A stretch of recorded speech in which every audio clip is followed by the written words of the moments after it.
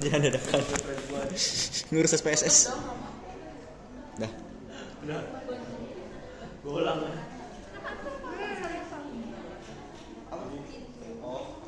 Jadi hari ini kita mau tentang ini ya, pengaruh masalah penelitian. Tapi sebelum kita lanjut ke sini masalah penelitian, kita bahas dulu tentang apa itu topik penelitian. Topik penelitian, kalau kita lihat akar katanya dari kata topoi dari bahasa Yunani yang artinya tempat atau landasan. Kemudian apa yang maksud dengan topik penelitian? Berarti dia adalah landasan atau dasar dalam meneliti. Topik ini muncul ya, pertama ya, muncul itu dari hal yang namanya fenomena. Jadi topik ini akan muncul ketika kita melihat atau mengetahui ada sebuah fenomena. Fenomena apa tuh? Fenomena itu apa sih? Fenomena adalah semua kejadian yang dapat ditangkap oleh panca indera. Apakah indera pengucap, indera penglihatan, indera pembau, gitu ya, indera perasa, gitu. Kemudian apakah semua fenomena bisa menjadi masalah? Ya, jawabannya tidak semua bisa. Dia jadi masalah kalau ada yang tidak sesuai dengan harapan. Jadi masalah itu adalah kesenjangan antara harapan dengan kenyataan.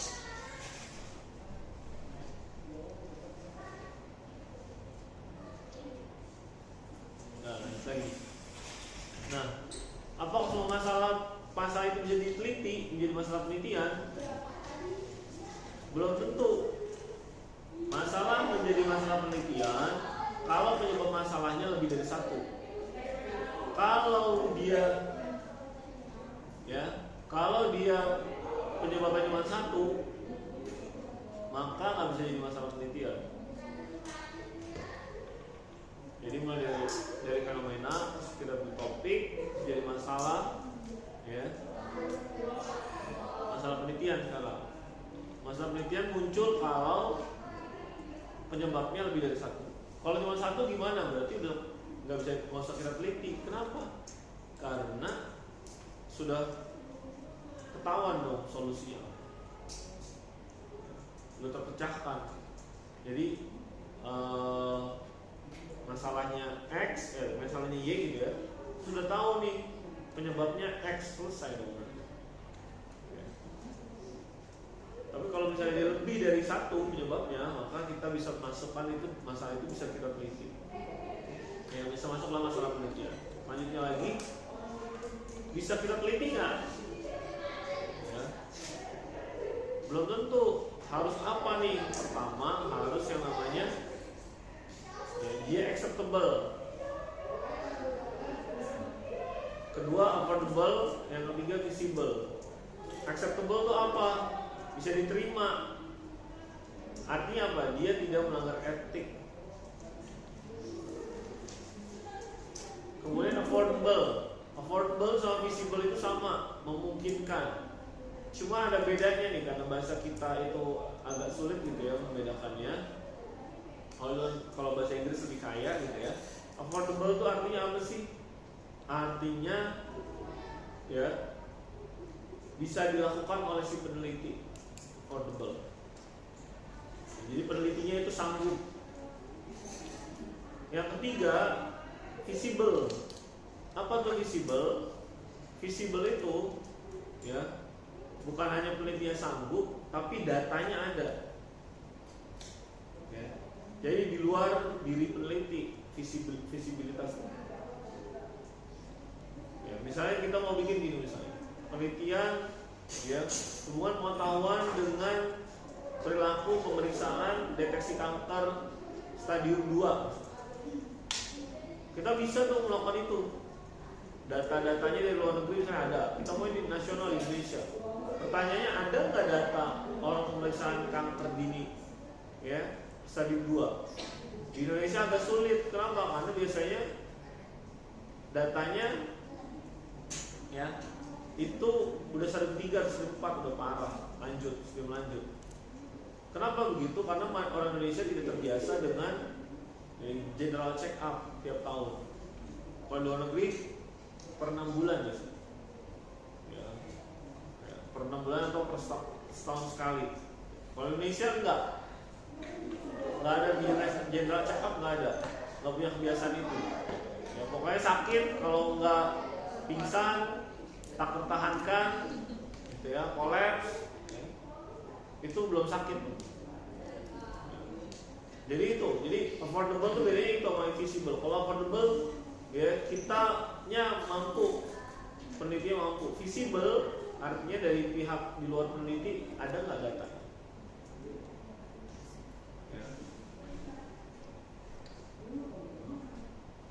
Terus pertanyaan lagi tadi, dia udah bisa kita teliti nih saya 3 hal ini. Lanjutannya adalah perlu nggak diteliti? Belum tentu.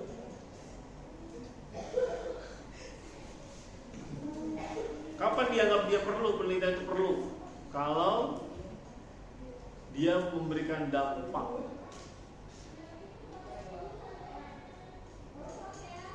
Dampak, ya harapannya dampaknya besar. Misalnya gini ya, di farmasi herbal, ya tumbuh-tumbuhan gitu ya, itu udah meneliti misalnya ya, udah meneliti lebih dari 200 jenis tanaman, 200.000 jenis tanaman. Ternyata dari 200.000 itu, ya itu yang punya efek cuma 2.000, yang punya kandungan yang bermanfaat buat manusia ada 2.000. Terus yang kandungannya banyak cuma 200 jenis doang, ya. Terus sekarang kita mau ngambil penelitiannya misalnya ke yang bagian yang selain 200 tadi, misalnya ke bagian yang 2.000 tadi. Misalnya gini, daun binahong antiinflamasi sebagai antiinflamasi. Ya.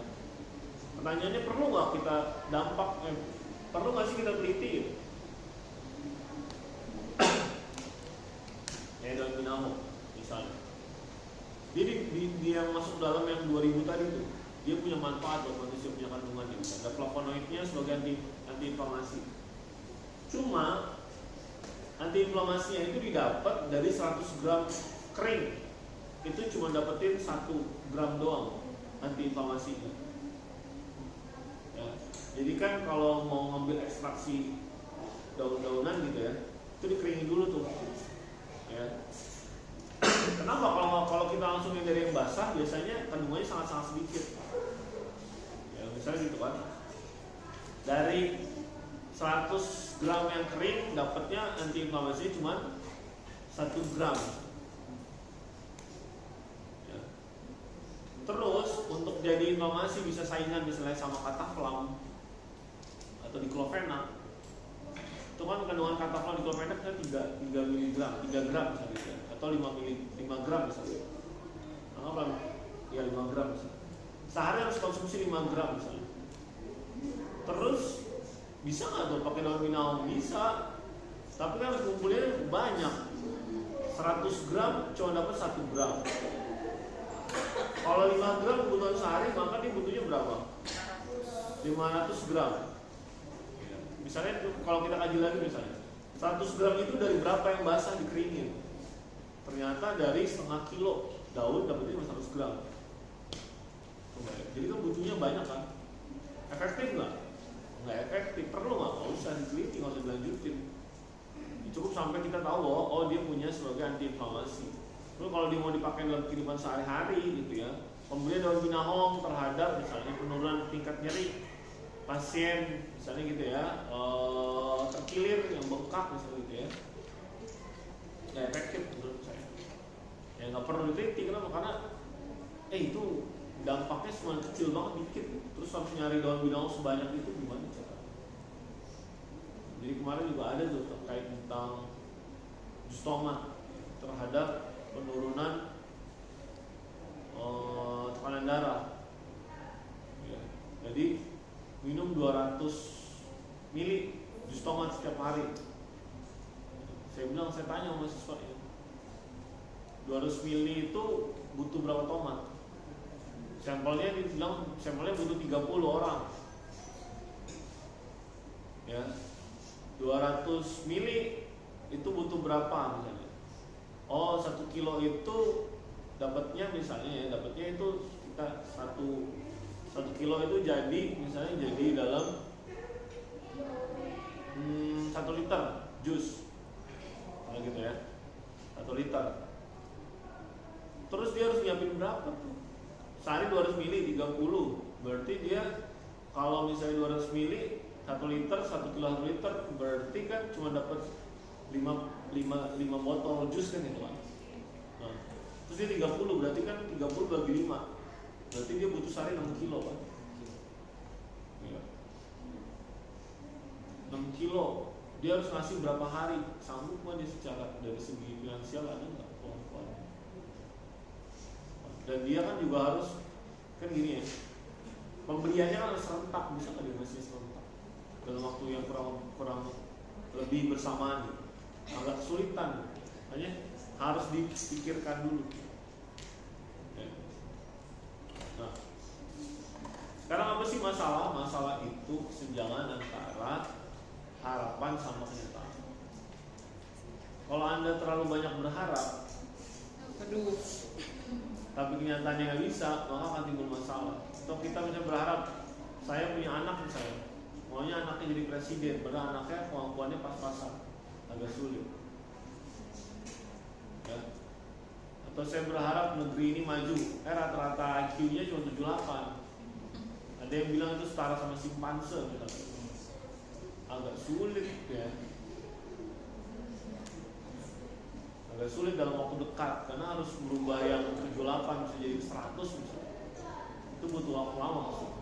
Jadi ketika kita banyak berharap, ya siap-siap aja bakal timbul masalah, maka harus siap sama masalah. Nah, biasanya apa yang menjadi kesenjangan itu? Target sama capaian.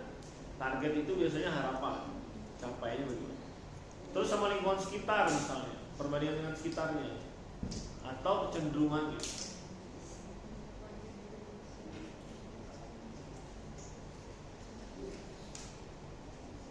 Nah, jadi pilihannya.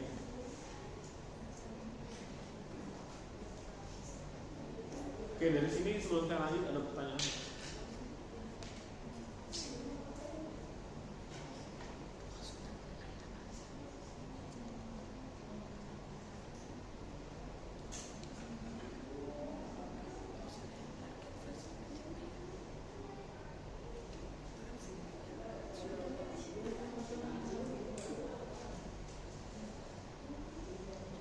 Bapak, saya nggak paham yang bawahnya segitiga itu maksudnya apa ya Pak? Apa? Yang target versus pencapaian perbandingan sekitar itu apa? Itu kesenjangan itu didapatnya dari mana? Oh, Dari target versus pencapaian. Artinya target kan biasanya harapan kan, pencapaian itu kan kenyataan. Terus perbandingan sekitar, kita membandingin diri kita sama orang lain misalnya. Ya, itu jadi masalah kan, dibandingin ya, bandingin sama mantan. siapa tuh? Nah, udah lewat orang apa aja. Atau kecenderungan kita misalnya orangnya emang ribet ya. Jadi apa aja jadi masalah kan. Ada nggak yang gitu? Ada Pak. Tunjuk orang.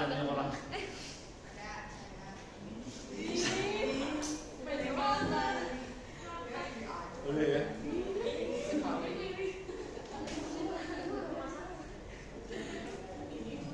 Nah, terus bagaimana masalah yang dikelompokkan gitu ya? Dikelompokkan misalnya tadi ya, berdasarkan tadi kesenjangan ya, yang masalah penelitian itu tadi ya, kesenjangan antara harapan dan kenyataan. Makanya kemarin saya bilang, misalnya gini, cakupan imunisasinya udah 90%, tapi angka kejadiannya masih tinggi. Nah itu kan nggak sesuai sama harapan dong. Nah itu kita teliti ya. Terus hasil penelitiannya belum konklusif, artinya belum sampai pada tahap ini loh penyebab aslinya. Konklusif itu artinya final. Ya, jadi bukan penelitian yang ada ini mestinya bukan final lagi. Kita nggak bisa bikin konklusi atau kesimpulan. Kesimpulannya belum final. Ya. Atau masalah itu muncul emang belum ada informasinya sama sekali.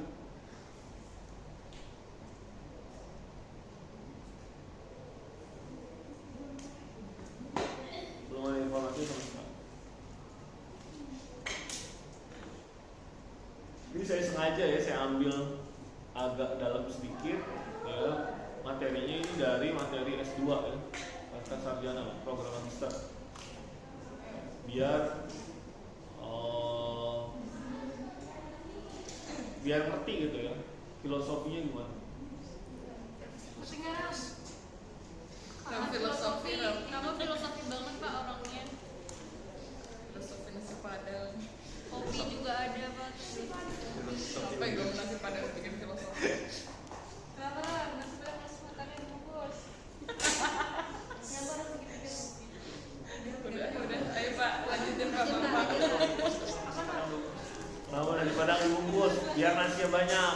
Bukan Pak. Kalau banyak, karena dulu yang beli bungkus itu adalah pribumi. Maksudnya? Nasi padang itu kenapa yang dibungkus banyak daripada kita duduk di sana? Karena dulu yang makan di restoran itu orang-orang kaya. Ya, kalau yang dibungkus biasanya pribumi. Maka itu ada unsur sedekahnya sebenarnya dari itu. Jadi ada keberpihakan antara pengusaha itu sama rakyat pribumi. Kalau bagi nama gimana dong? Sama sih beda tipis. Tapi beda bahasanya. Udah ya. Udah jangan nasi padang. Nah, masalah penelitian kesehatan itu ya. Ya, segala bentuk pertanyaan yang perlu dicari jawabannya, atau segala bentuk rintangan dan hambatan atau kesulitan yang muncul pada bidang kesehatan ya, atau kedokteran gitu atau kedokteran yang perlu diatasi atau dipecahkan. Jadi banyak nih hal-hal yang belum bisa teratasi dengan baik. Kita harus mecahin puzzle-nya satu-satu. Ya. Sebenarnya ini bisa kita pecahkan kalau kita mikirnya secara radikal itu waktu di awal di pertemuan 1 atau pertemuan 2. Artinya kita lihat akar masalahnya. Ya.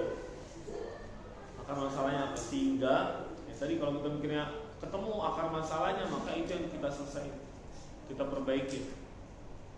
Misalnya dikasih tahu, dunia bilang bahwa mother of disease itu adalah diabetes. Maka kalau kalian mau terhindar dari diabetes, mau terhindar dari berbagai macam penyakit, maka hindari diabetes. Yang kenapa kan tadi dia bisa, karena diabetes bisa menyebabkan stroke, ya, penyakit jantung koroner, ginjal, gangguan ginjal, liver, ya, dan lain-lain ya, organ tubuh bisa gara-gara bermasalah karena tingginya gula. Oke, lanjut ya.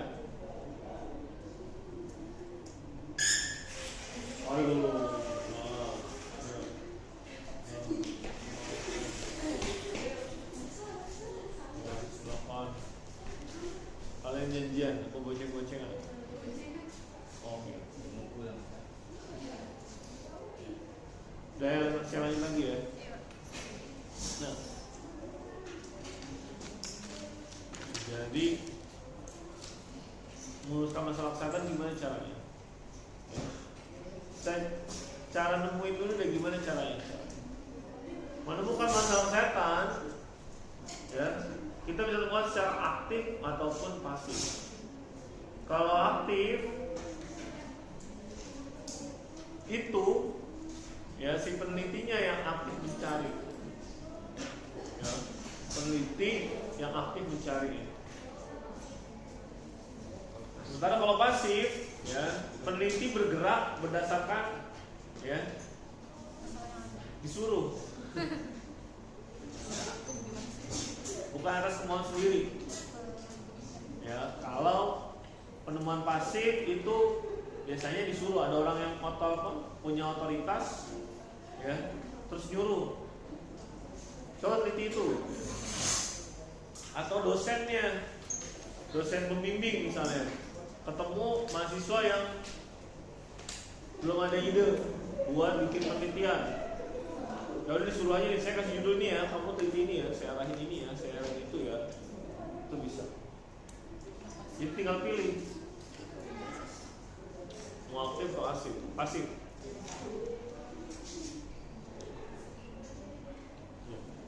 Saran saya yang aktif dong ya. Kenapa aktif? Karena kan kita nentuin, kita punya interesting sendiri gitu ya. Ya biasanya kalau kita yang aktif, maka kita lebih bersemangat ngerjainnya. Walaupun memang ada juga sih orang yang tipenya harus disuruh dulu, kan beda-beda ya. Nah, ini kita bisa nemuin masalah itu kan, nangkep fenomena kan. Fenomena itu, ya, itu bisa ketangkep dengan kepekaan kita. Apakah dari profesi, spesialisasi, akademisi, ya akademis, ya praktek sehari-hari, pengalaman lapangan, atau bahan bacaan. Ya, tutup lagi dong.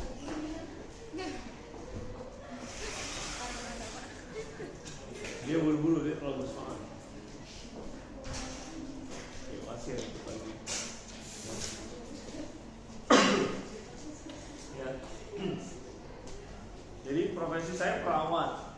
Maka karena saya tahu profesi perawat, saya tahu masalahnya apa.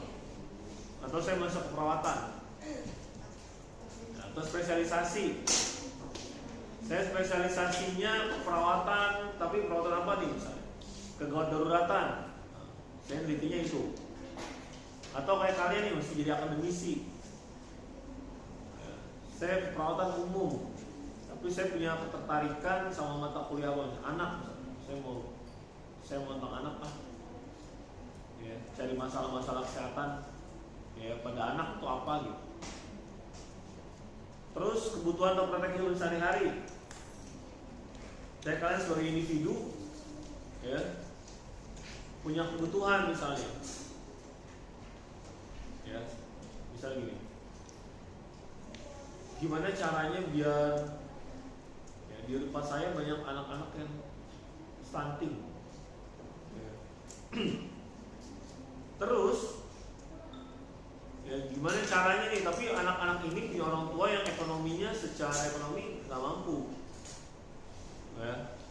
Terus kalian cari kira-kira apa ya solusinya biar ini anak-anak, karena kita taunya awalnya cuman stunting itu gara-gara kurang gizi.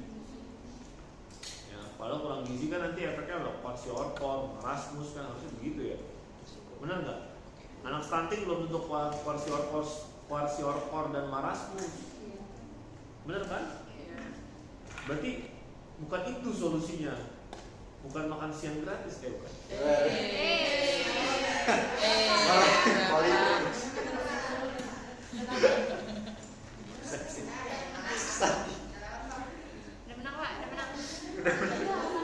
Udah jadi pak. Tinggal ada siapa bukan MK ajukan Belum nih. nih ya. Jadi bukan masalah makan siangnya. Boleh nggak? Boleh. Cuma kalau makan siang buat stunting kagak tepat.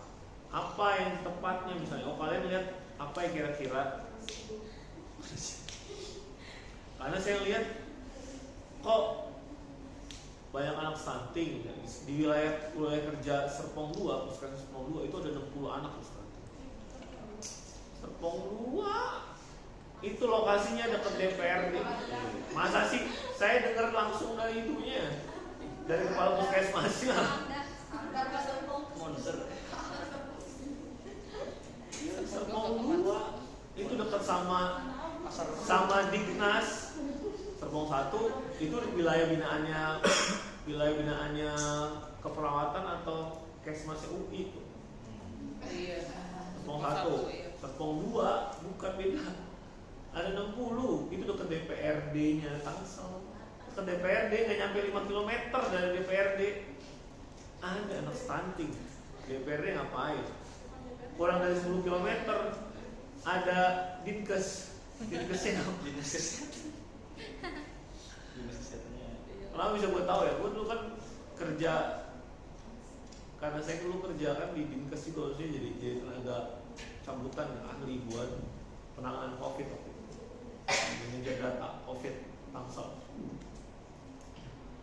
Terus saya pernah juga ya kenalan juga sama ketua PNI gitu ya. Ketua PNI-nya juga dekat sama Pak Nugroho waktu itu, kepala Puskesmas Serpong 2. Ini ada masalah sih, aku gila juga ya saya bilang. Dekat loh ini sama DPRD, dekat loh sama Dinkes.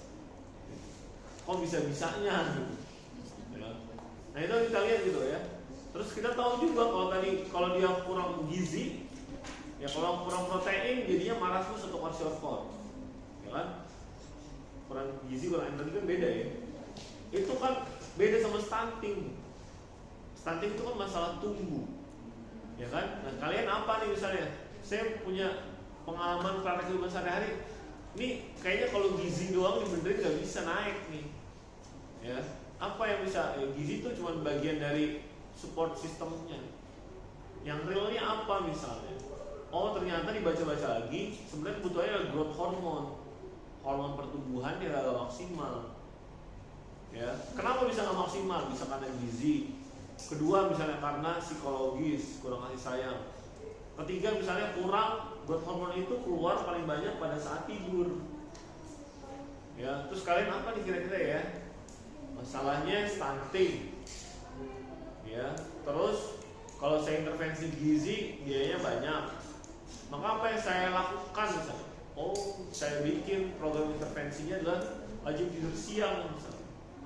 Jadi dia itu penelitiannya hubungan lama tidur siang dengan stunting. Kebayang ya, murah meriah kan? Kita tinggal tanya dong, Bu, anaknya tidur siangnya lama nggak? Rata-rata berapa jam sih? Atau bukannya atau berapa menit sih? Ketemu. Terus kita ukur anaknya, BB per TB atau pakai antropometri, stunting nggak masuk? Lihat pakai KMS, kartu menuju sehat. Dia usianya sekian, tingginya sekian, pas nggak? Masuk garis merah, hijau, kuning, orange, gitu kan? Kelihatan kan di KMS kan? Hijau, kuning, sama merah aja. Oh, dia masuknya pertumbuhan di sini. Oh, ini bermasalah nih kalau dia masuk merah nih, gitu kan? Kita lihat tinggal gampang aja kan, gitu sebenarnya. Kalau kita mau, ya. Jadi kalau kita tahu tadi ya, itu akan sulit kalau misalnya kita literasinya kurang, bacanya kurang. Kita taunya gizi loh, makan loh, nggak begitu kisahnya gitu.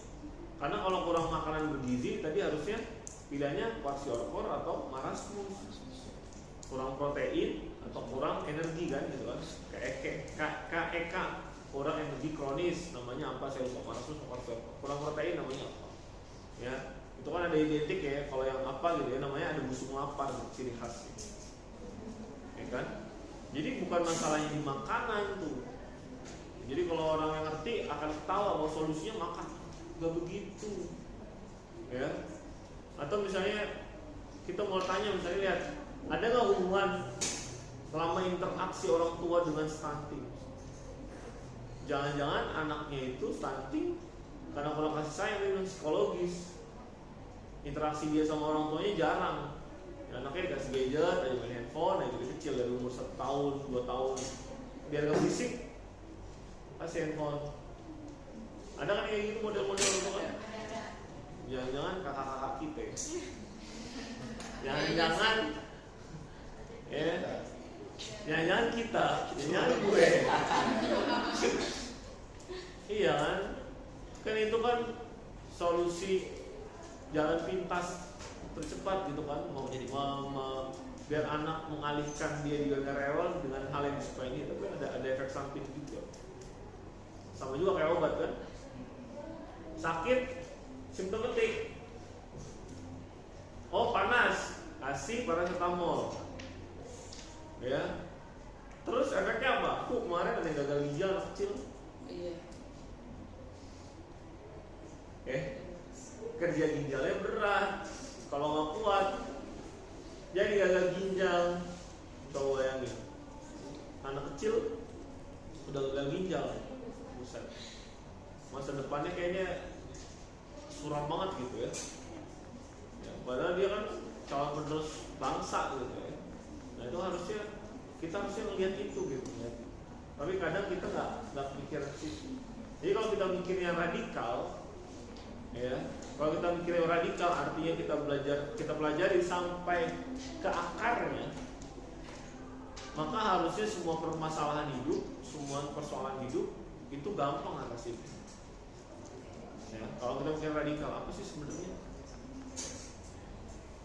Oke, lanjut ya. Bisa juga karena pengalaman lapangan, masalah kesehatan pengalaman lapangan. Yang terakhir dari bahan bacaan atau perpustakaan. Ya.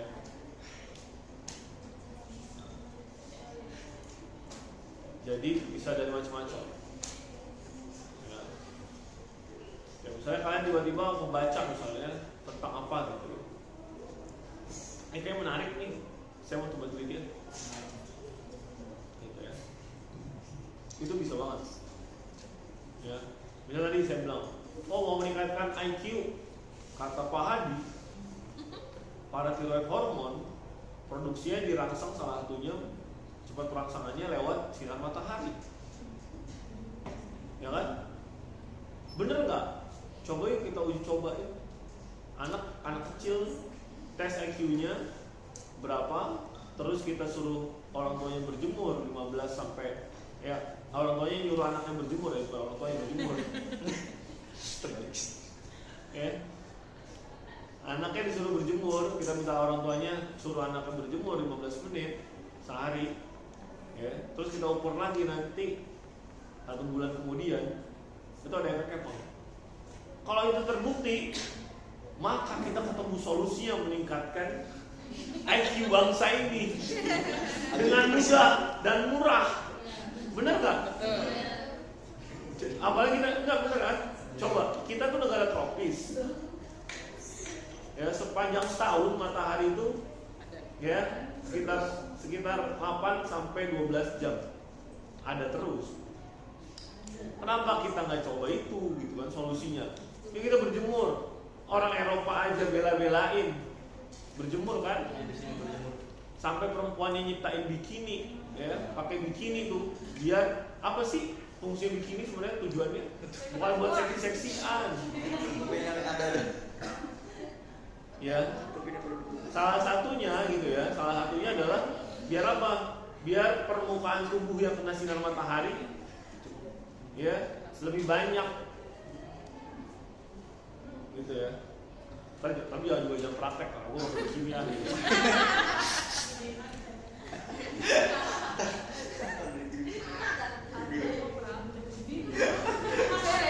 Coba buatin dokumentasi juga udah. Tadi kayak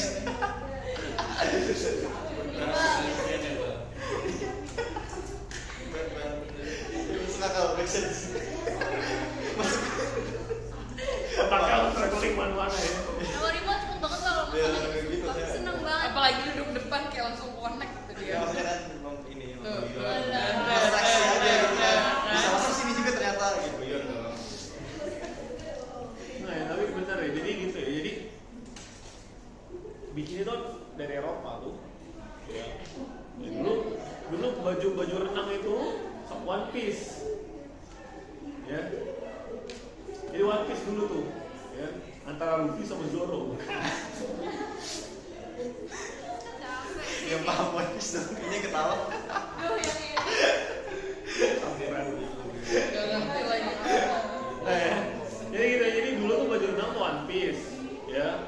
Terus, ya, perkembangan zaman gitu ya, dibuat jadi tupis juga dulu cuman kagak kelihatan ya, cuma kelihatan sedikit doang gitu ya, segini makin lama makin minim jadi tipis. Yang tadinya persegi jadi segitiga. nah, udah lah makin banget ya. Jadi dia gitu ya, jadi gitu ya, sebenarnya gitu ya, jadi ya kalau emang benar ternyata paratiroid hormon itu bisa merangsang pertumbuhan prefrontal cortex, ya, korteks logika, ya, yang ada di depan sini, ya, yang dimana tumbuhnya itu pas masa remaja awal, gitu, mulai remaja awal. Jadi anak kecil tuh tak ada kalau kita suruh. Dia kadang-kadang saya sebagai orang tua kadang suka marah gitu ya. Kok dibilangin nggak ngerti sih? Gimana mau ngerti? Otaknya belum tumbuh, cuy. Ya, logikanya dia belum ngerti logika, ya.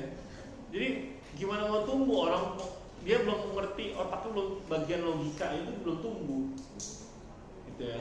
Nah makanya gimana caranya tadi bukan? Salah satunya tadi coba kita tes gitu ya pada anak-anak yang usia sekolah, yuk tes IQ-nya bisa naik nggak tuh kalau kita jemur, ya 15, ya, makan. Sampai kita. Rif. Apetin dulu dong.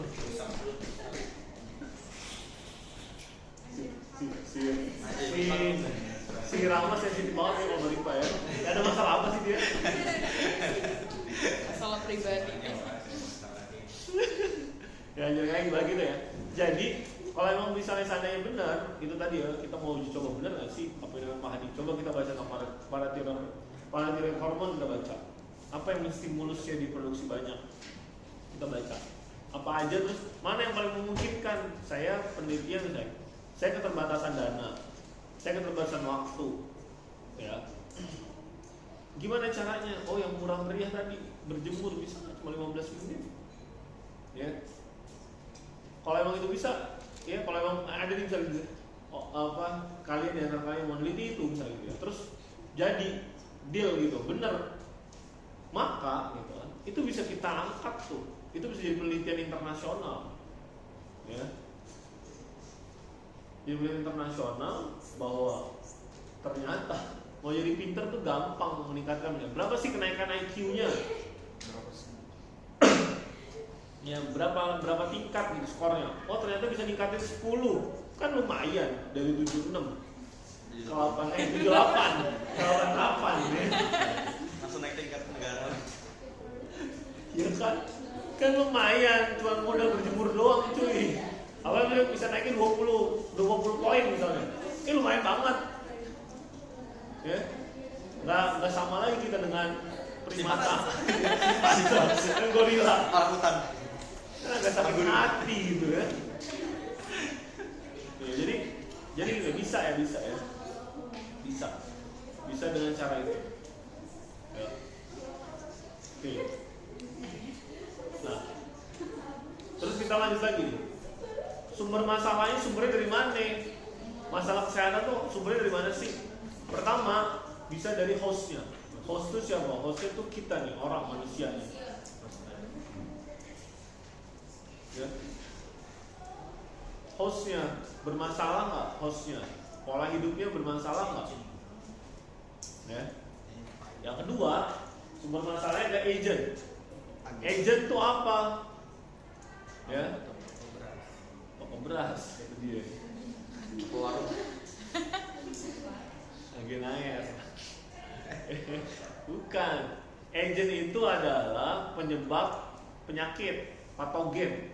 Siapa bisa siapa? Bakteri, bisa virus. Ya. Bisa juga apa misalnya binatang peliharaan, ada kan zoonosis kan? Iya. Penyakit dari binatang. Flu burung. Rabies, flu burung, apalagi? Cacar monyet. Tolong tampak. Mantap. Ada kosong.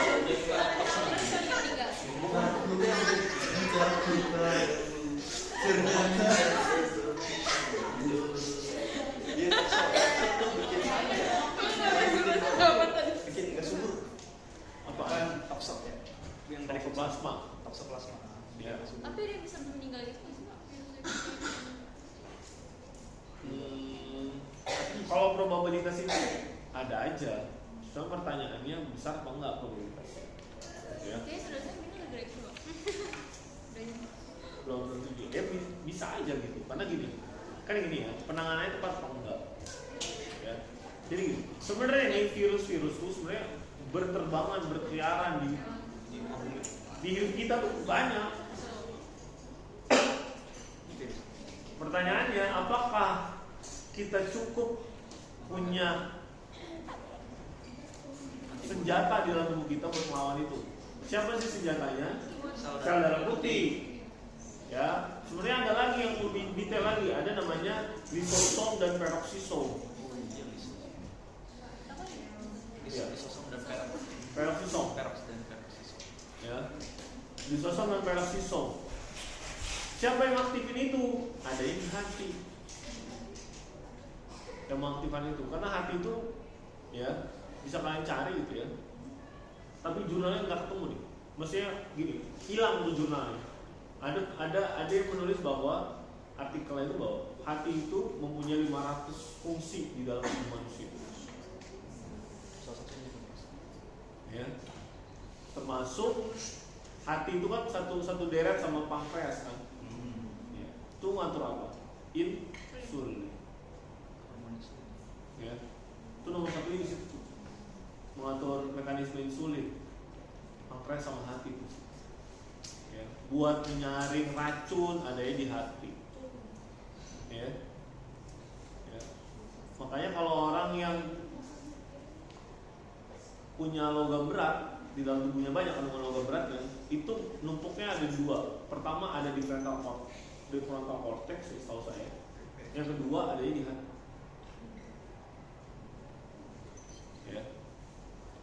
Nah, tapi lagi ya, jadi permasalahan itu ya, host itu orangnya punya pola hidup yang benar atau nggak benar. Biasanya karena agentnya atau gennya, pembawa masalahnya siapa? Biasanya tadi ya bakteri atau virus. Ya, bisa juga binatang peliharaan atau binatang gitu ya. Terus apa lagi? Environment, lingkungannya. Dari segi apa? Mulai dari fisika, biologi, kimia. Agent masuknya juga ke biologi. Ya. Bakteri, virus, terus tadi ya binatang-binatang, itu masuk ke biologi. Kimia, ada orang yang misalnya belum dikaji juga ya. Harusnya waktu terjadi tahun 2019 kan banyak KPPS yang meninggal ya. Orang yang meninggal. Itu banyak banget, lebih dari 500 orang ya kalau salah. Nah, itu dikaji harusnya. Kenapa sih kalau luar negeri itu dikaji tuh? Ya. Kenapa bisa meninggal gitu? Kok KPPS gitu? Atau karena bebannya berat, kerjanya 24 jam misalnya? Atau apa gitu? Hah? Kenapa? Tapi bisa nggak benar-benar karena capek begitu? Belum tentu juga. Ya, nih yang perlu dikaji ya. Yang luput dari kajiannya adalah agent kimia. Karena apa? Dia terpapar sama apa tuh? Kertas-kertas itu kan bahan kimia, pakai kimia kan? Ada pengawet dan lain-lainnya kan? Nah terus tintanya juga sama. Banyak kok yang keracunan tinta itu. Ya. Coba dikaji gitu. Karena itu kan kita nggak sadar. Ya. Kalau kita kehirup, gitu kan? Ya, terpapar lama, itu akan bisa jadi bahaya. Ya. Terus apakah fisika, dari segi fisika misalnya apa misalnya? Ya.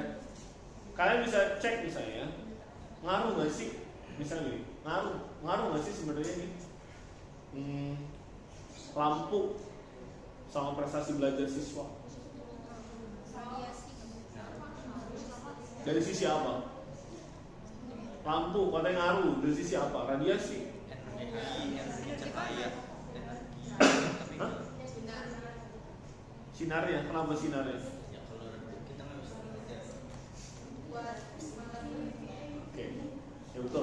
Jadi kenapa? Pencahayaannya terang itu penting. Kenapa gitu? Karena nih sinar nih putih ini ya, jelas ini. Itu ada namanya blue light. Ya, blue light itu mengaktifkan otak. Ya, gimana kalau lu lagi belajar redup? Blue lightnya kurang itu. Sehingga apa? Nggak maksimal belajarnya. Otaknya jadi nggak aktif. Itu sebenarnya permasalahan. Makanya 1 jam sebelum tidur nggak boleh pegang handphone. Kalau enggak, sentil, udah pengen sentil.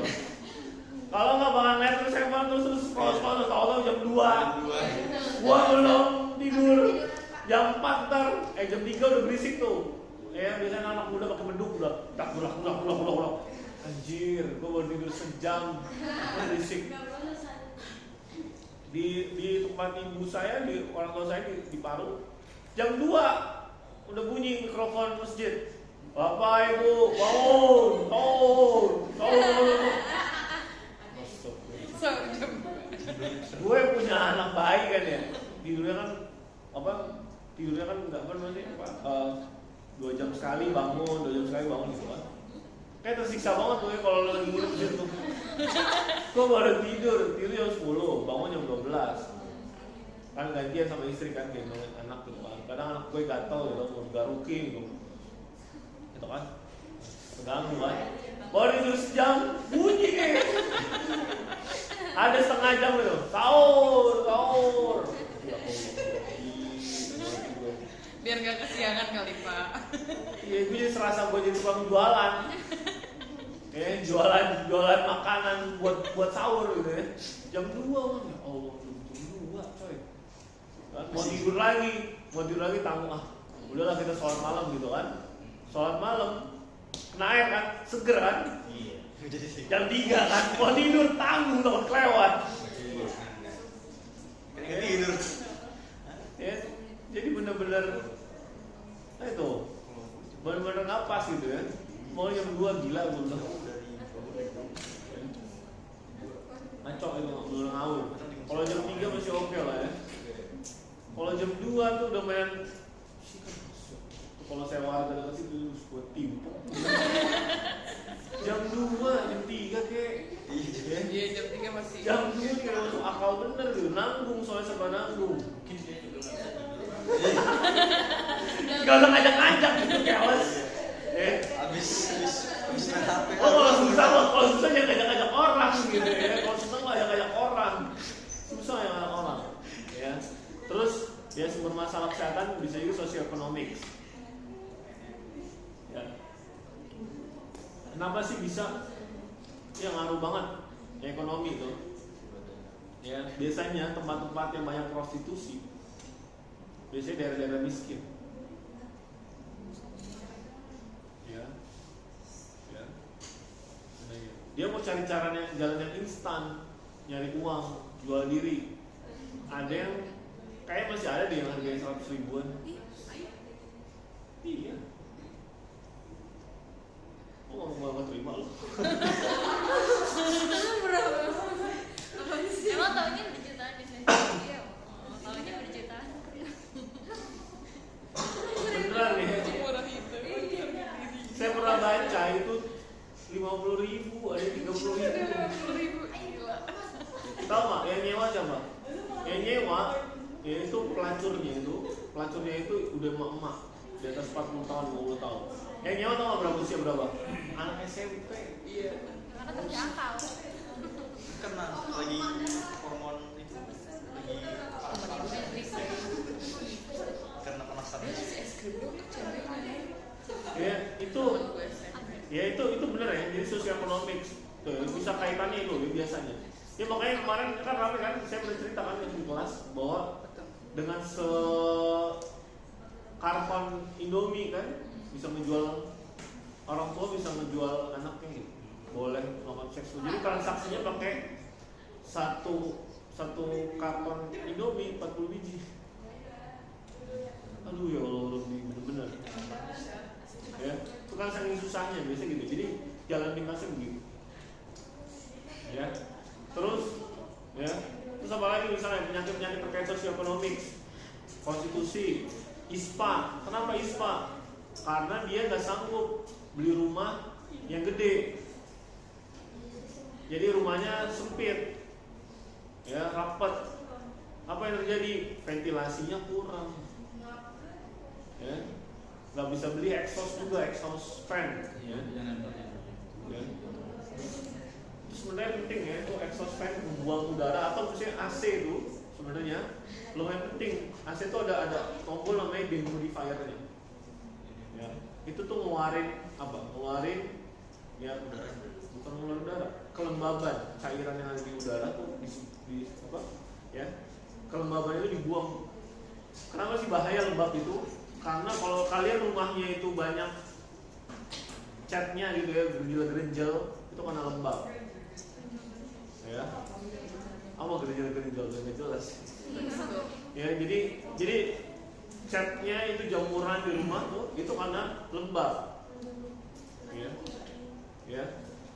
Maka apa yang penting? Sebenarnya kita di negara tropis tuh yang penting itu AC atau misalnya beli dehumidifier, ya, menghilangkan di kelembapan. Kenapa tadi? Karena kalau saya kesal, kuman, bakteri, jamur itu yang aerob, ya, itu senang lokasi yang lembab. Aerob bukan aerob.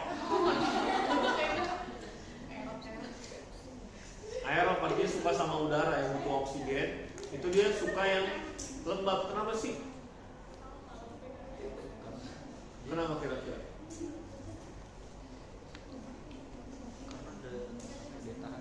Oke, saya tanya. Kalau oksigen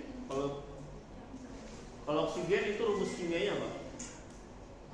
Oksigen rumus kimianya O2. Air lembab rumus kimianya H2O. Ya. Jadi ada unsur O-nya di situ. Ya. Jadi oksigen itu, ya, H2O itu, oksigen itu, ya. Ya. Jadi air itu ada unsur oksigennya.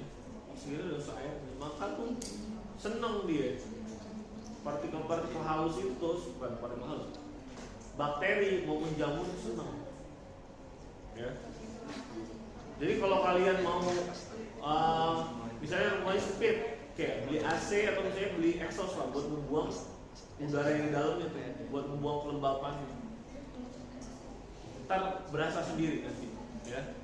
Itu emang saya bilang, Pak, orang gimana mau beli AC Pak, rumahnya sempit kecil, itu saya bilang sosioekonomik tadi. Penyakit-penyakit itu ada kaitannya. Jadi ISPA, penyakit kulit itu juga ada kaitannya sama sosioekonomik.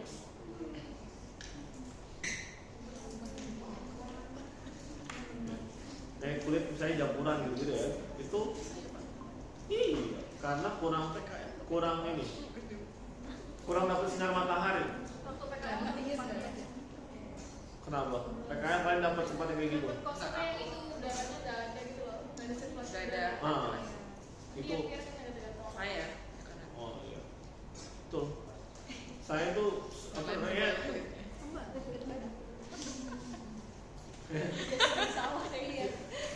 Ya bisa juga karena politik. Artinya kebijakan politiknya bagaimana itu mempengaruhi juga kesehatan, ya, masalah-masalah kesehatan. Misalnya gini, fokus ya misalnya presiden baru fokusnya adalah misalnya pendidikan, maka apa yang terjadi? Misalnya anggaran kesehatannya dikurangin, dialihkan ke pendidikan. Atau misalnya fokusnya adalah ke pembangunan jalan, infrastruktur, ya, pos buat pendidikan, pos buat kesehatan dikurang. Ya, misalnya apa nih contohnya? Dulu BPJS kelas 1 misalnya 75.000 ya. Sekarang 150.000 tuh kelas 1. Kenapa tuh? Ya, tadi subsidinya diambil. Karena kebijakan fokusnya misalnya ke bikin infrastruktur. Ya. Kebijakannya misalnya buat yang ke hal yang lain-lain. Itu jadi berpengaruh ya. Jadi ini sumber-sumber masalah kesehatan tuh bisa ngambil dari situ. Nah, ini kepekaan udah saya bahas. Ciri masalah yang baik itu final. Yaitu pertama visible.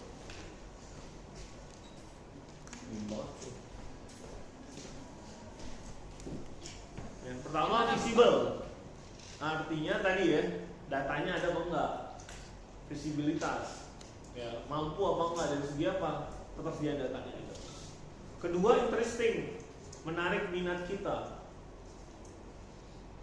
Ketiga, novelty, ada unsur kebaruan di situ. Yang keempat, ethical, artinya dia tidak melanggar etik. Ya. Yang kelima, relevan. Relevan itu artinya sesuai sama bidang yang kita geluti. Ya. Ini penting. Yang bidang yang kita pelajari atau kita geluti.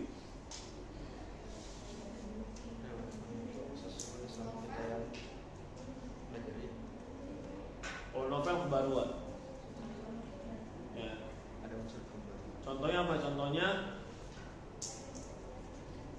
Contohnya vaksin polio yang sekarang nih ramai. Itu pakainya NOPV. Sebelumnya NOPV, sekarang pakai NOPV. Artinya novel. Vaksin oral polio yang baru. Namanya NOPV. Kalau baru ada kata-kata NOPV, berarti kan masih dalam tahap uji coba. Cakep kan negara kita? Ambil menjadi ajang uji coba. Populasinya banyak. Terus populasinya banyak, terus bisa boleh coba-coba gitu. Kalau pembuat kebijakannya nggak ngerti, itu bahaya gitu sebenarnya. Ya. Kenapa bahaya? Bahayalah. Ya. Sebagai sekarang menterinya, saya bukan jelek-jelekin ya, menterinya background pendidikannya adalah bisnis perbankan. Coba persis sama WHO sekarang. Ya, Sekjen WHO itu siapa? Tedros. Tedros itu sama orang ekonomi. Apa yang terjadi? Drive-nya tuh beda antara orang kesehatan dengan ekonomi. Kalau orang kesehatan ngomongin maslahat, kalau orang ekonomi ngomongin apa? Bukan. Untung nggak untung. Ya, drive-nya itu ya, pendorongnya begitu ya. Ya bisa juga duit gitu. Tapi lebih akar untung nggak untung. Untung siapa? Untung si pembuat kebijakannya, untung nggak? Itu yang kita khawatirkan gitu ya. Makanya orang-orang yang peduli gitu ya, itu kadang-kadang tuh nggak dikasih tempat. Contohnya apa contohnya? Undang-undang rokok dulu itu, nikotin itu kita tahu itu adalah zat adiktif. Tiba-tiba dibuang dalam pembahasan undang-undang di DPR di eranya SBY. Gila. Nah, artinya apa? Itu tadi zat adiktif kan berbahaya dong. Tiba-tiba ditarik, nggak berbahaya dong. Ya, tiba-tiba alasannya nggak tahu siapa yang ngilangin dalam undang-undang. Kok bisa nggak tahu? Siapa yang kita punya curiga dong, jangan-jangan ada oligarki, ada pengusaha rokok yang emang pengen itu dihapusin dari undang-undang. Ya kan? Itu berbahaya. Orang adiktif terus tiba-tiba dihapus. Kan? Terus kita mau naikin pajaknya misalnya, pajaknya naikin aja. Kenapa? Gitu kan? Oh jangan. Terus pengusaha bilang, nggak usah dinaikin dong. Kan kita padat karya, nyerap banyak tenaga kerja, jadi dinaikin.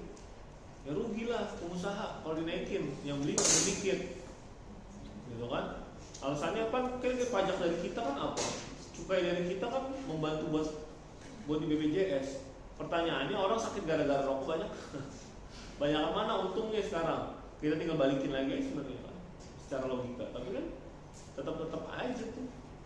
Ya, di luar negeri kan harganya bisa sampai 120.000, 150.000 satu bungkus.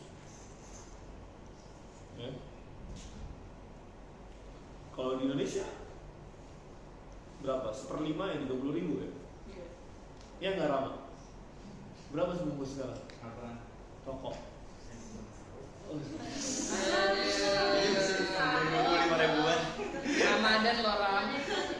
Ini KTP dia masalah Pak. Dia lagi puasa. Nggak ngerokok saya Pak, pas lagi puasa.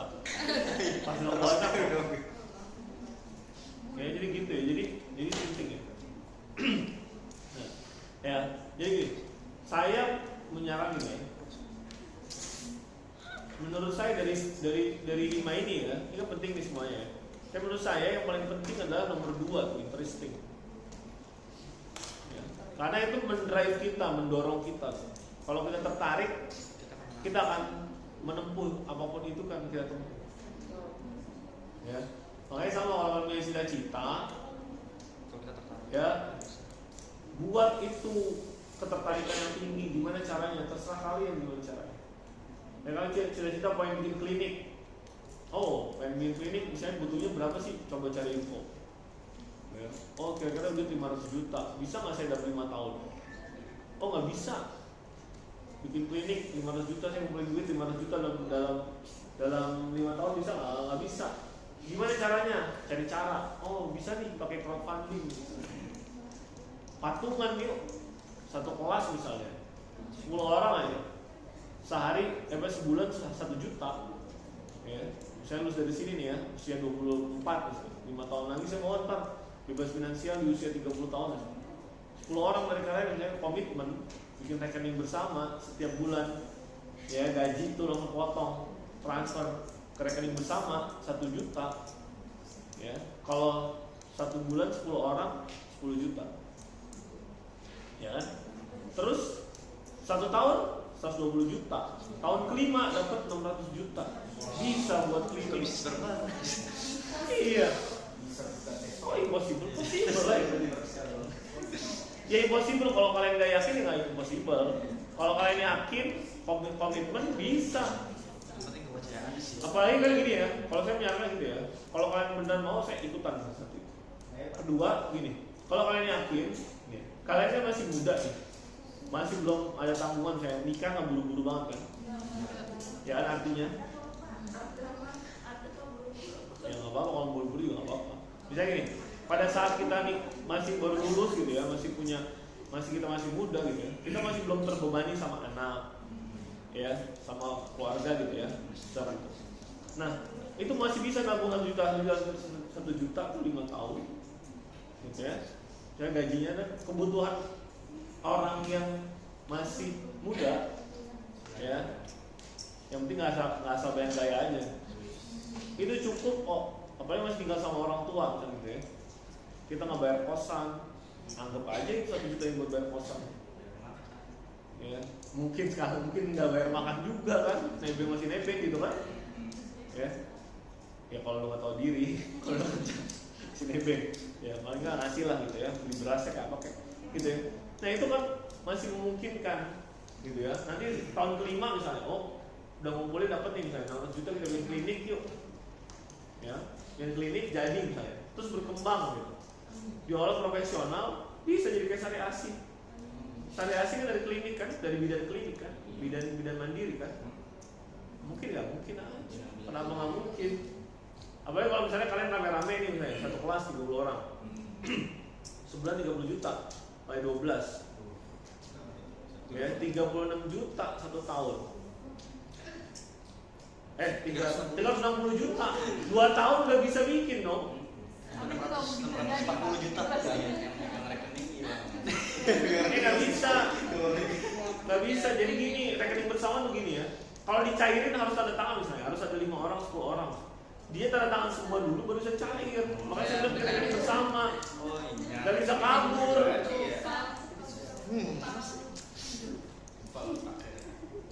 Ya, bisa kok gitu ya.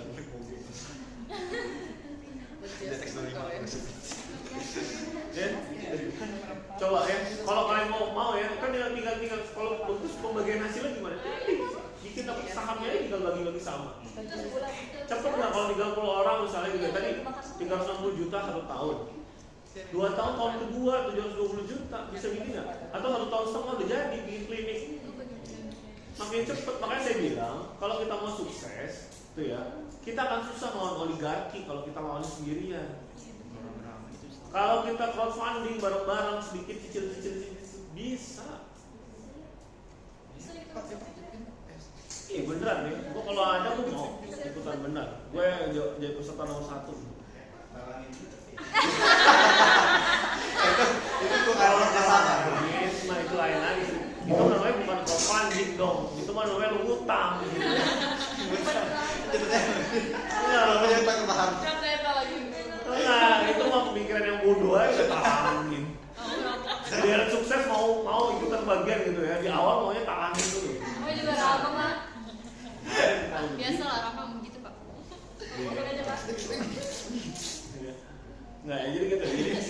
Jadi saya kasih tahu tuh caranya begitu. Kalau kita mau ya, jadi jangan pikirannya gini ya. Maksudnya mau sampai kapan sih kita jadi bagian kelas pekerja? Ya, kita harus ambil main peran, jangan cuma nonton doang. Oh, kayaknya enak ya kayak Raffi Ahmad. Kayaknya enak yang punya usaha ini. Ayo kita bagian dari situ. Kita nggak bisa instan, gimana cari itu bareng-bareng. Komitmen kan bisa. Ya, jadi menurut saya itu bisa banget kalau kalian memang berniat. Boleh nggak? Gue kedinginan dong. Dimatiin aja. Ntar gue masuk angin. Kalau kepala gue masuk angin gimana? Tadi gede, kepalanya gede. Aduh, guys, oke. Gimana dong gue tuh? Dingin banget suka. Ya, ntar gue jadi dokter selam ya. Kepala besar. Yang nulis Dragon Ball udah meninggal ya. Nggak ada yang suka itu ya. Saya suka komen tapi cuma sekali. Udah. Udah Lupakan saja. nyambung. Ya. Nah, lanjut ya. Nah, cara memutuskan masalah nih ya. Oke. Pertama ya kalau memutuskan masalah yang baik gimana? Pertama orisinil dong, atau belum ada atau sedikit yang link. Ya. Yang kedua dia harus berguna. Ya. Ketiga bisa diperoleh dengan cara-cara ilmiah, artinya sistematis, punya tekniknya, objektif. Ya. Keempat jelas dan padat, maksudnya itu jelas, penafsirannya jelas. Oh maksudnya ini ya ini gitu ya, tidak ambigu. Yang kelima dirumuskan dalam bentuk kalimat tanya. Keenam bersifat etis, ya, artinya nggak bertentangan menyinggung adat istiadat, ideologi maupun kepercayaan atau agama. Hari ini kita kan mau kerja kelompok ya, ya kelompok.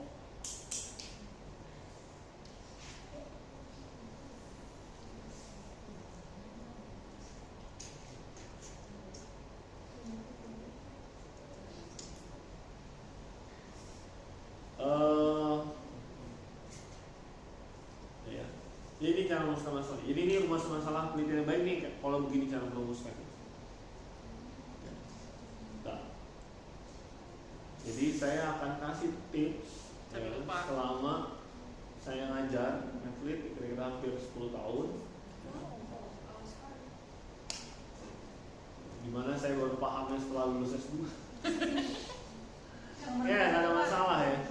Orang butuh proses ya kan. Kalau orang yang penting kan akhir. Sesungguhnya akhir itu lebih baik daripada awal. Ya, jadi lebih baik dulunya buruk terus endingnya baik daripada dulunya baik endingnya buruk.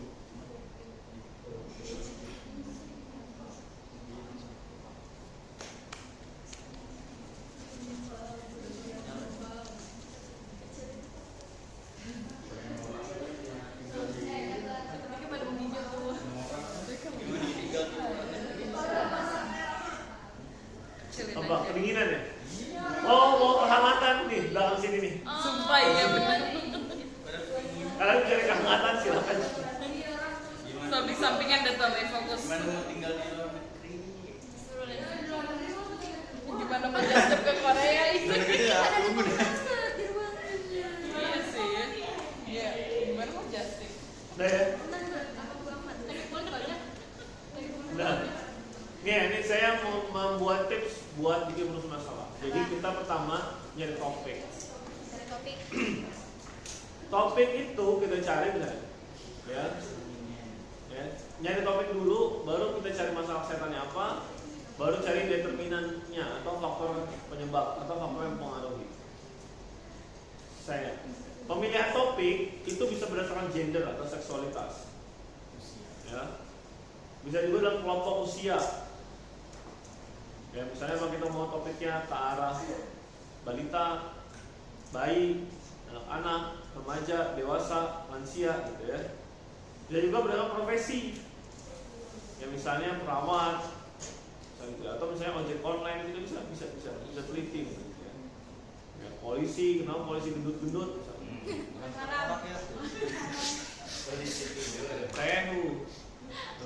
Misalnya gitu, oh ternyata polisi itu ya misalnya latihan fisiknya kurang, sementara kalau yang TNI latihan fisiknya banyak misalnya. Ya. Bener-bener. Kan udah dipecat. Senggol terus.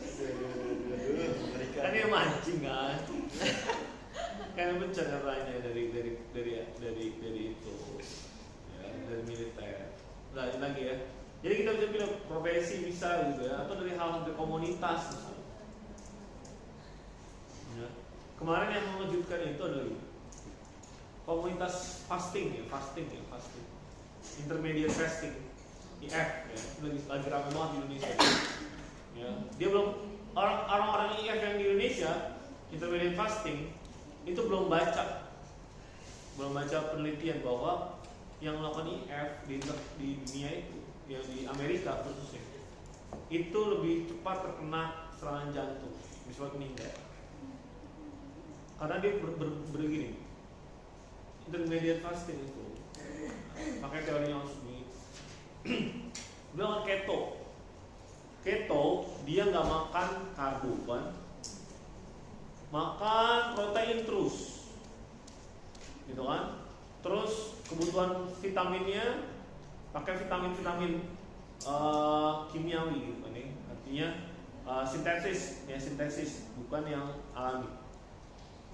Terus kebutuhan dia kan repot banget. Orang-orang IF tuh dia harus beli VCO, minum minyak, ini betul lemak. Terus apalagi banyak banget itu obat. Jadi tuh kalau saya lihat agak kasihan ya gitu. Jadi dia ngurangin belanja karbo, tapi dia meningkatkan belanja multivitamin yang menurut saya lebih mahal, jauh lebih mahal. Itu penelitiannya bahwa itu banyak yang menyebabkan penyakit jantung dan bahkan kematian tinggi. Kita tuh nggak boleh keto terus-terusan. Ya, kalau di komunitas saya keto tuh maksimal 6 minggu. Kenapa gitu? Karena kita butuh karbo juga. Gitu. Ya, kita butuh gitu. Nggak mungkin bahwa kita tuh butuh karbohidrat. Gitu. Kalau kita waktu detox, ya kita detox. Kalau di komunitas saya itu di komunitas autofagi non medikasi Indonesia, itu kita detox. Emang kita pakai diet karbo, artinya nggak makan karbo sama sekali, tapi maksimal itu adalah 6 minggu. Kalau gagal masih dietnya detoxnya masih belum berhasil, stop dulu. Kita melakukan namanya diet low karbo. Ya. Ya.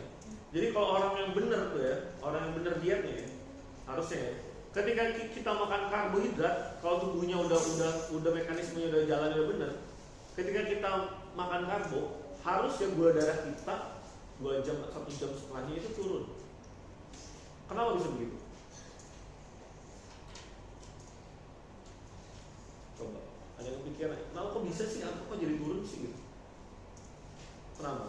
Karena mekanisme gini, ketika kita makan karbo, maka untuk menetralisir peningkatan gula darah yang berlebihan dalam tubuh, apa yang dilakukan produksi sama pankreas pada hati?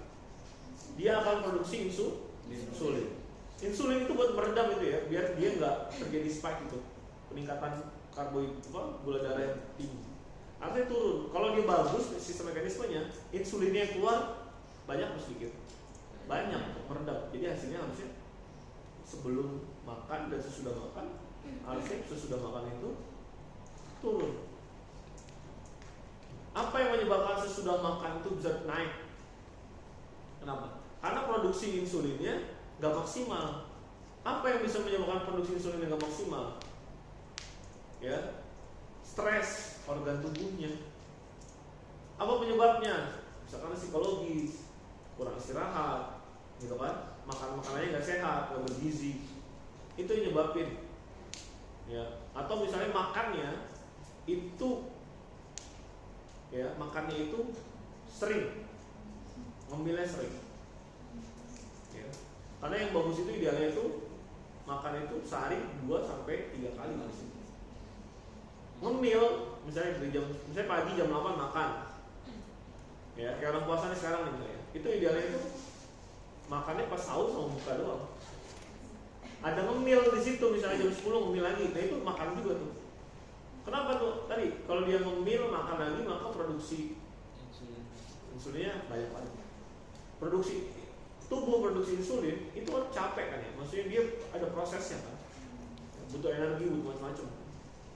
Nah, jadi kalau misalnya jendela makannya terlalu banyak, saya nih anak saya sakit nih. Saya wanti-wanti kan anak saya tuh biasanya makannya sehari 4 kali gitu. Saya konten sama istri gitu. Ya, karena kalau lagi main kemana gitu ya, itu jendela makannya banyak gitu kan. Pada tawarin makan ini, makan itu. Anak kecil makan aja gitu. Saya suka marah gitu, jangan gitu. Kalau pas lagi jam makan, terserah makan apa aja. Yang penting kenyang. Tapi di jam makan itu, jam 8 nih makan, jam 8 misalnya setengah jam nggak apa-apa. Atau makannya lama sampai 1 jam, nggak masalah. Tapi setelah itu dia jam makan lagi jam 1, jam 12, jam 1. Jangan ada makan lagi di antara jam 9 tadi, 9 sampai jam 12 tadi. Kenapa? Kalau ada makan lagi tadi dia tubuh capek lagi, bakal kecapean bikin produksi insulin. Ketika terus-terusan nggak jam makannya banyak, itu tubuh capek. Akhirnya apa? Insulinnya nggak maksimal diproduksi. Ngerti ya? Jadi misalnya sehari itu kapasitas kita bikin insulin misalnya sehari itu 1 liter. Misalnya gitu ya. Nah, kalau misalnya 2 kali, maka insulinnya ya pemakaian pertama 500, pemakaian kedua 500. Benar ya? Kalau misalnya ya, itu yang bikin hasilnya maksimal. Gula darahnya bisa ditekan. Tapi kalau misalnya produksinya 1 liter, makannya 4 kali. Ya, makan 250. Sementara yang adekuat untuk menurunkan tadi ya gula darahnya turun itu di angka 500. Apa yang terjadi? Ya tadi kan nggak maksimal insulin.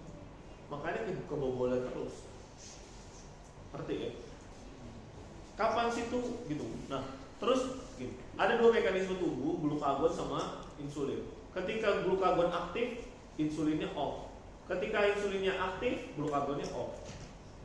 Ya.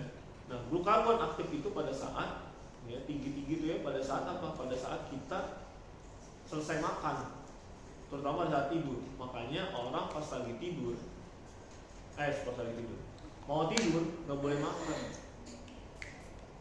Kenapa? Karena gulanya bakal tinggi. Karena insulinnya off kan. Pada saat tidur nih, insulin off nih, glukagon jadi tinggi. Kalau ketinggian gimana? Itu tadi yang istilahnya berapa namanya SDAS, sudden death after sleep. Jadi dia meninggalnya pas lagi tidur. Ya, karena pas tinggi. Kenapa? Pas kalau gulanya tinggi apa yang terjadi? Asidosis. Kedua apa? Ya, jadi lebih pekat, darahnya kental. Ya, ada nanti takutnya kegagalan organ buat pompa, kegagalan organ buat macam-macam. Makanya dijeda 2 jam, yang bagus 4 jam. Ya, jadi begitu itu salah satu cara. Ya. Ini saya contoh ya, topiknya apa nih misalnya? Jadi pilih topiknya bisa karena seksualitas, kategori usia, profesi dan lain-lain. Saya contoh yang ambil ya seksualitas, saya ambil laki-laki. Oke, maka saya akan cari masalah kesehatan laki-laki apa sih 10 terbesar.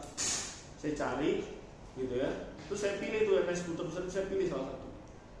Pada laki-laki dewasa saya pilih 10 masalah yang ternyata laki-laki dewasa sulit tidur.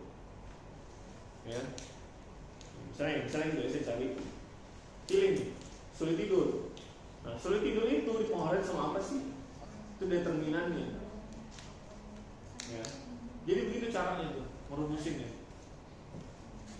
Jadi pilih topik, kedua cari masalahnya, ketiga cari Clear ya? Ini saya kasih contoh misalnya. Nah, sulit tidur. Nih. Topiknya laki-laki. Ya, variabel yang mau kita teliti masalah itu namanya outcome atau variable dependent. Ya, kemarin udah belajar outcome sama exposure kan. Nah, masalahnya sulit tidur. Ya, determinannya apa aja nih? Saya nemu determinannya ada merokok, kemasan, lingkungan, suhu. Nah, ini jumlah apa nih? Jumlah artikel yang tersedia. Misalnya saya ambilnya Google. Nah, kalau saya mau pilih yang mana nih kira-kira? Maka pilih yang sedikit diteliti. Ya, jangan yang udah banyak. Ya, misalnya karena merokok, karena cemas, karena lingkungan, karena suhu, gitu ya. Nanti coba saya teliti. Terus saya milih karena suhu aja deh. Kenapa? Gampang. Kita tes aja dia seminggu terakhir ada namanya Pittsburgh Sleep Questionnaire, apa I-nya ya? PSQI namanya. Terus tinggal saya kasih aja, beli aja suhu, ya suhu ruangan ya, apa namanya termometer suhu ruangan ya, beli 2 biji, 3 biji gitu ya, kita tempelin tuh ke rumahnya, ya. Terus pas malam kita tanya, pas pagi suhunya berapa Pak? Coba boleh beli fotoin ya. Terus saya kan penelitiannya kan 1 orang dapat, kita motoin aja itu rata-rata selama 2 hari misalnya di situ. Kita lihat suhunya, ya. Terus kita lihat, kita kasih kuesioner, PSQI, ketemu dia sulit tidur apa enggak. Simple kan kayak gitu. Nah, ya, jadi kalian hari ini karena bikin penelitian kelompok, sekarang kerja kelompok, duduk bersama kelompoknya, tentuin ya. Setiap orang punya bikin topik, cari topik masing-masing, terus kalian diskusi. Ya, jadi kita mulai aja nih sekarang. Kelompok 1 mana? Nggak tahu kelompok 1 mana? Ya. Ayo bergabung dong kelompok 1 sama kelompok 1, kelompok 2, ya.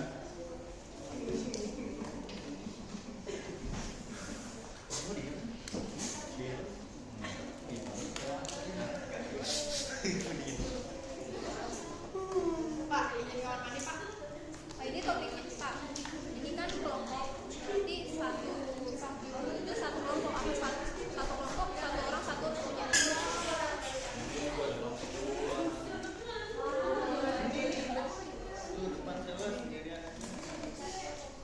Sini Sela pindahin Ini sini ya. Sela.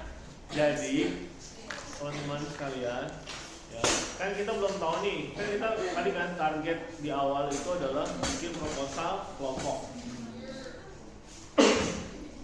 Nah, sebelum kita bikin proposal penelitian, kan kita pilih topik kan. Karena ini kan kerja kelompok, maka kan setiap orang punya idenya masing-masing kan. Maka per kelompok tulis di kertas gitu ya. Idenya apa, tulis. Saya mau lihat. Ya, misalnya di kelompok 1 misalnya. Ini kelompok 1 misalnya gitu ya. Bisa ada Nuril, ada siapa lagi? Anak siapa gitu ya, Pali gitu ya. Nah, tulis topiknya maunya apa. Ya. Terus habis itu nanti kita susun. Ya, ini contoh WhatsApp ya. Contoh. Kita bikin nanti di Google Sheet. Ya. Sheet saya ini Amelia. Topiknya tentang perempuan dewasa. Masalah kesehatannya dia pilihnya dari rendah. Apa penyebabnya? Ada gaya hidup, kebiasaan hormon, kebiasaan merokok dipilih. Oke. Nah, kita akan pilih. Ya. Ini kelompok 1, kelompok 1 di sebelah ada dia, ada si Dinda, pilih. Ya. Jadi nanti setiap orang harus pilih 2 determinan yang paling pilihnya gitu ya. Ini misalnya ya, ini contoh HIV, si darah, ambil sel air, dipilih nih 2 yang menjadi ini. Terus kalian diskusi, kalian harus deal, nentuin topiknya apa, masalahnya apa, ya. Ya judulnya nanti karena apa? Karena minggu depan kita akan bikin langsung bab 1 dan bab 2. semuanya. Ya semuanya harus buat. Anak saya mau beli. Ya, kalau kalian Pak Hadi nih nyusahin aja emang. Ya, kalau lu pinter, lu sekalian buat diri lu sendiri. Iya betul itu maksud saya. Kalau pinter, kalau lu tadi IQ-nya yang masuk yang 78 tadi, nggak usah, standar aja udah, santai aja, masih ada 1 semester lagi. Ada dikit tuh. Oke ya. Yuk sekarang saya akan buatkan ini spreadsheet-nya.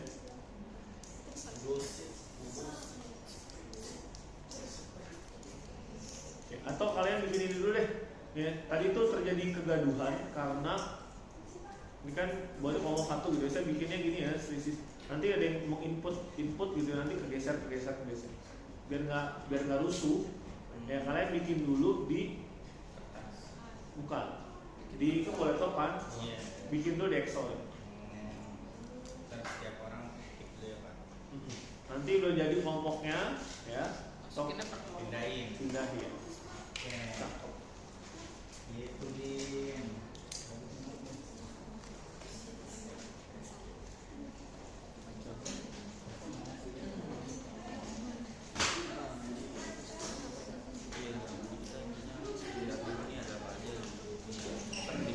Pak, yang dicari itu berarti yang 2 itu determinannya ya? Ya, ini saya kasih contoh ya, misalnya gini ya nih. Kan saya nih ya, saya browsing nih misalnya, saya mainnya di Google. Ya, masalah kesehatan pada laki-laki misalnya. Ya, kalian cari topik dulu ya, misalnya. Pada laki-laki dewasa. Jangan rusak dulu. Misalnya. Kayak gini tak lagi coba. Nah, misalnya yang ketemu nih, sakit jantung, kanker, saluran bawah, napasan bawah, stroke, diabetes gitu ya. Nah itu saya pilih dong, mana yang saya mau ambil sebagai masalahnya apa nih? Fokus misalnya gitu ya. Terus saya milih stroke, gitu ya. Maka saya isi dong di sini, misalnya si Nugroho nih. Nugroho bilang topiknya laki-laki dewasa juga sama, nggak jenis kelamin gitu ya. Dewasa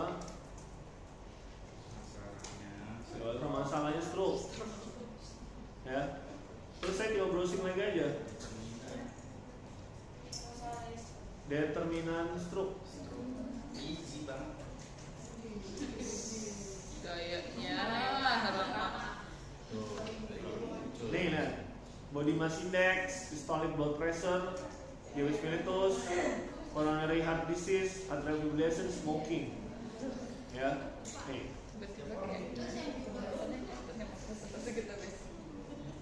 Ya, atau misalnya bahasa Indonesia lebih gampang ya.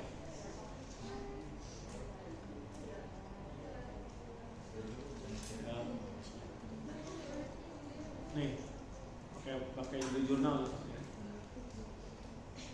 Oke, pakai CI. Mau banget sih. Download dulu.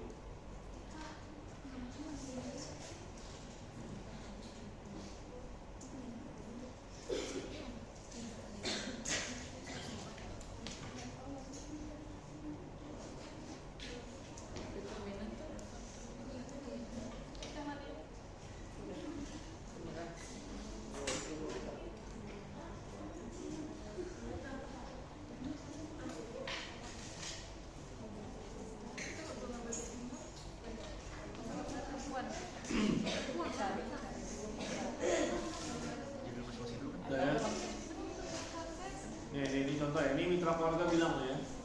Tapi kita jangan ngambilnya dari sini ya, jangan ngambilnya dari artikel. Dia artikelnya kita lihat bertanggung jawab nggak?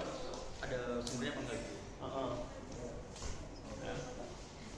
Saya agak, nah ini cuma gini doang kan, nggak jelas kan? Iya, komentar. Ya. Kalau saya lebih seneng tadi pakai bahasa Inggris aja ya. Iya, biar ngerti juga. Jurnal lebih resmi gitu. Ada? Ih, ngapain sih?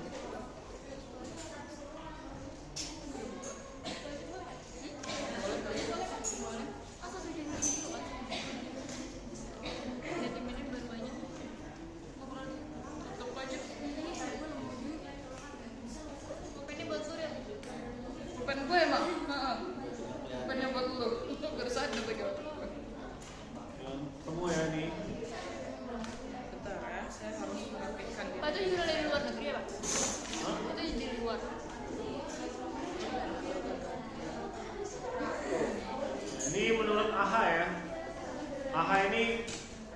Halilintar. Enggak, beda dong. Ya.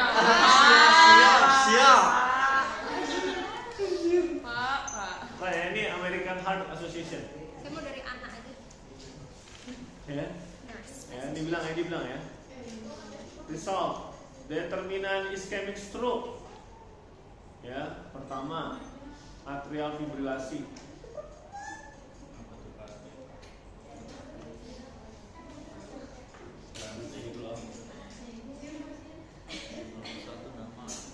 Ya. Terus apa lagi nih? Mandel deh. Cardiovascular disease, penyebab utama ya. Manderde tuh ini bisa ya penyebab utamanya. Jangan Latin, Gono, ya. High physical activity. Ntar dulu ya.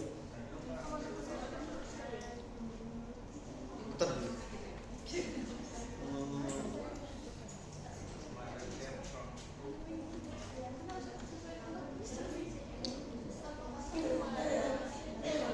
Mana nih? Oke. Akhirnya, level, terlewat circumference. Wide west circumference. Oke. Hadis riwayat. Ini lihat dia. Ini hadis riwayat. Ya. Gua enggak. Iya, heteroseksualitas kan cewek cowok gitu. Ini contohnya. Ini determinan stroke, ischemic stroke ya. Perlu enggak? Gua baca dulu. Kriteria usia itu kayak remaja gitu. Ya. Ini kan ischemic, ada yang non ischemic. Tapi ini secara umum. Pertama atrial fibrillation. Ya. Saya lihatnya dari HR-nya ya. HR-nya itu kalau tinggi, ya. Kalau HR-nya tinggi, ya, baca ini, baca apa? Baca jurnal, ya. Itu kalau HR-nya atau OR-nya itu di atas 1,5 itu bagus ya. Di atas. Nah, berarti itu ada hubungannya, cenderung hubungannya signifikan. Ya. Ini penyebab stroke secara umum Oh itu. atrial fibrillation. Nah ini 5,34. Terus apa lagi nih? Ya, wide base circumferences. Ya. Kecil. Edukasi level malah kecil. Ya. Wide west. Cerebrovascular disease. Otak ya. Diabetes mellitus. Nah, diabetes mellitus loh, oh ini dia. Nah, saya anggap berarti ini diabetes mellitus ya. Oke. Jadi cerebrovascular disease, atrial fibrillasi sama diabetes mellitus. Ini sinyal saya copy kan, pindahin ke sini. Diabetes ya. Nah, ya. Terus, ya. Terus saya bikin apa nih jurnal terkait ini gimana caranya? Halo, perhatiin ke depan. Iya. Ya, jadi misalnya saya cari di sini ya, ke Google lagi, boleh ke Scholar juga boleh, misalnya hubungan stroke dengan atrial fibrillasi. Nah, atrial fibrillasi dengan stroke ya. Selain kita Nah, lihat hasilnya ada 78.000. Oh, di situ. Dari situ kan Pak. Oh iya. 1.000 kajiannya. Ya, stroke dengan penyakit jantung koroner misalnya. Kardiovaskular. Terganti nih. Penyakit jantung, stroke. Oh, 6.680.000. Oh disalin. Kirain dibaca satu-satu. Sambung. Enggak kirain ada surveinya. Kan perlu sebanyak itu nggak perlu segala.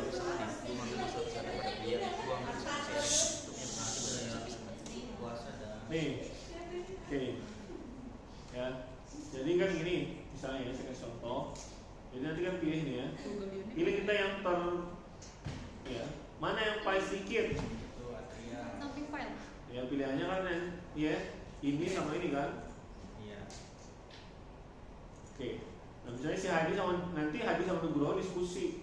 Oke, mana ya kira-kira yang kita ambil buat kita ambil judul?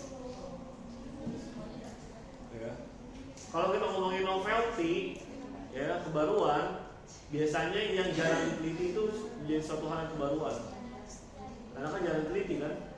Kalau udah banyak nih kayaknya, semua penyakit jantung dengan stroke, udah banyak banget yang teliti atau membahas ada 6.680.000, gitu ya. Nanti kalian diskusi. Nah sekarang adalah halo. Jadi kalau sekarang adalah tahap kalian yang menentukan minggu depan kita udah ketemu judulnya.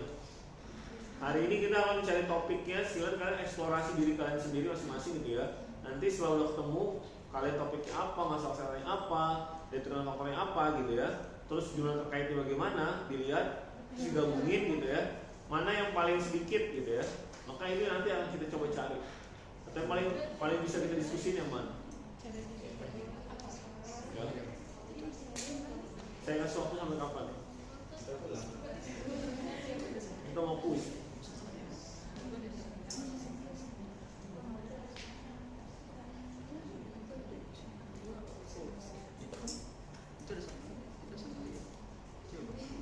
Kamu udah dapet ya?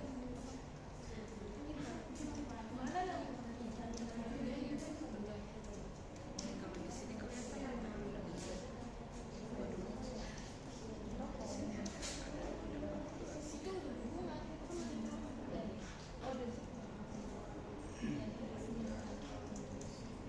Silakan kalian ekspor ya, buat datanya. Nanti saya buatkan di itu ya, di spreadsheet.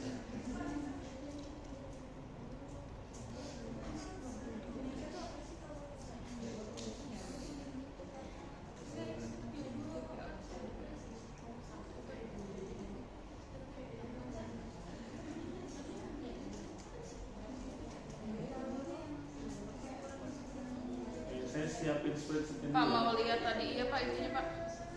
Ini Iya. Nah fotonya Pak. HP gue kan nggak approve.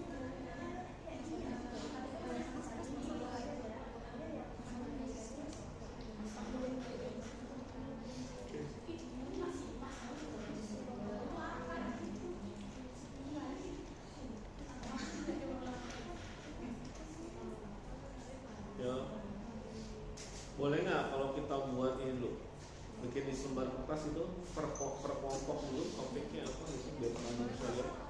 Boleh. Kelompok ini satu kelompok nih. Ini sama Bisma beda.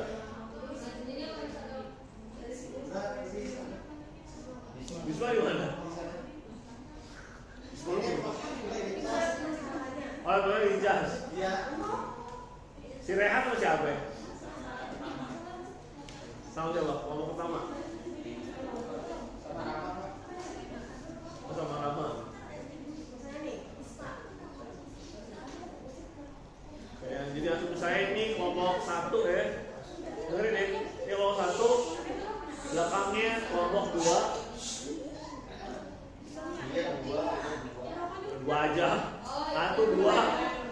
Ini kelompok 3, woi. Dengerin dulu. Iya. Ini kelompok 3, Nuril, Putri Anda kelompok 4, belakang kelompok 5 ya.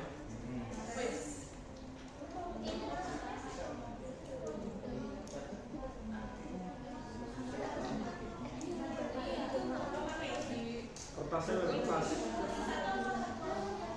Satu kelompok satu aja.